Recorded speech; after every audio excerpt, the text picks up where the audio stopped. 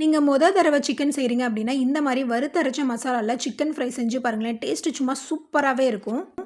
இதுக்கு நான் இன்னைக்கு 1/2 கிலோ அளவுக்கு சிக்கன் எடுத்திருக்கேன். இதில 1 டீஸ்பூன் மிளகாய் தூள், 1/4 டீஸ்பூன் மஞ்சள் தூள், 1 டேபிள் ஸ்பூன் போல தயிர், 1 டேபிள் ஸ்பூன் போல இஞ்சி பூண்டு பேஸ்ட்டு, தேவையான அளவு உப்பு சேர்த்து இத நல்லா சிக்கன மேரினேட் பண்ணிக்கலாம். இது ஒரு 1/2 மணி நேரம் மேரினேட் ஆகட்டும். அடுத்து மசாலாவ வறுக்க போறோம். அடுப்புல பேன் வச்சு 1 டேபிள் ஸ்பூன் போல முழு தனியா, 3 காஷ்மீரி மிளகாய், 3 வரமிளகாய், 1/4 டீஸ்பூன் சோம்பு, 1/4 டீஸ்பூன் சீரகம், 1/4 டீஸ்பூன் மிளகு, கொஞ்சம் போல பட்டை, கொஞ்சம் போல கிராம்பு, கல்பாசி இது ரொம்பவே முக்கியம்.